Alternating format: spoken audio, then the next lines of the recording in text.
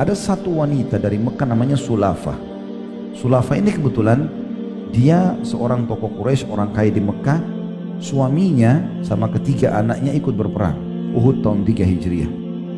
Maka dia masuk di kancah peperangan. Waktu dia lihat pasukan Quraisy sudah menguasai medan perang, dia cari mana suaminya.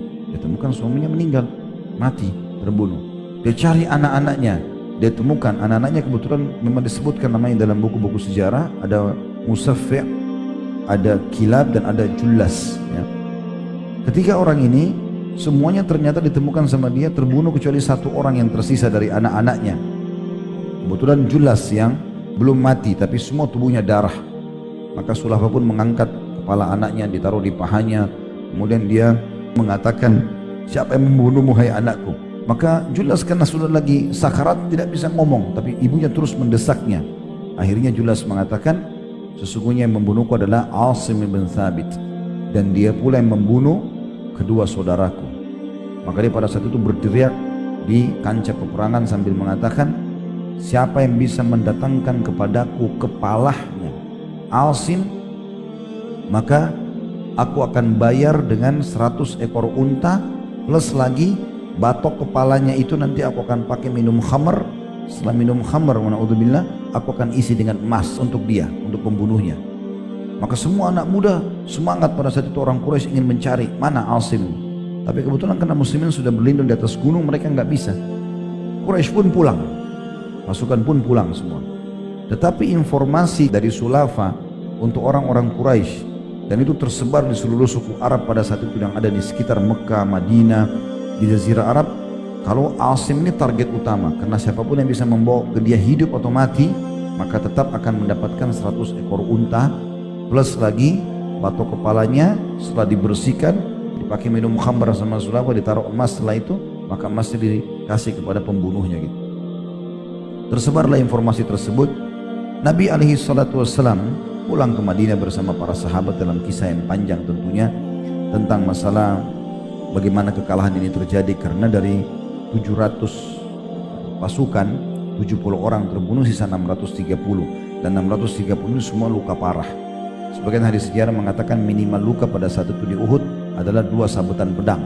Tapi yang jelas kuasa Allah Subhanahu wa taala pada saat itu, Allah ingin menyemangati kembali muslimin. Pulang hari Sabtu malam dengan kekalahan. Subuh tidak banyak orang yang sholat pada saat itu karena banyak yang luka, mayoritas pasukan luka. Kemudian Nabi SAW terima wahyu, kalau semua yang hadir kemarin yang luka itu harus datang sekarang, kumpul lagi, kejar Quraisy, dan tidak boleh pasukan baru, harus yang kemarin.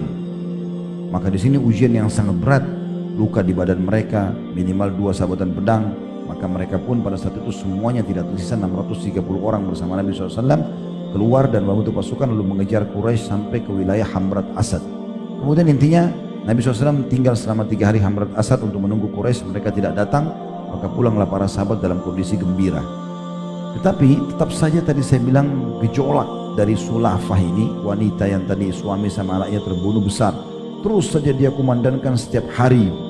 Tentu ada At-Tabari berkata tentang masalah ini, iya, maksudnya Sulafah akan memberikan hadiah sebanyak 100 unta bagi siapa saja yang berhasil membawa kepala Asim kepadanya.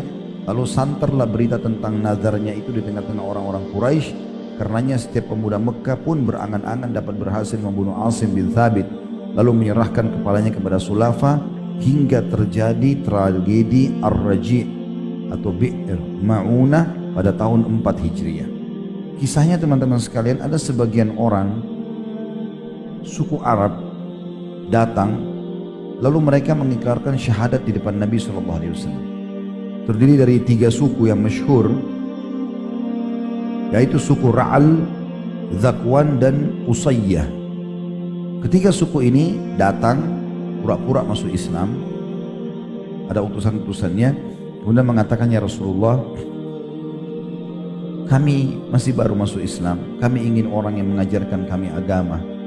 Utuslah kepada kami orang-orang sahabat Anda yang mahir dalam ilmu agama untuk mengajarkan kepada kami.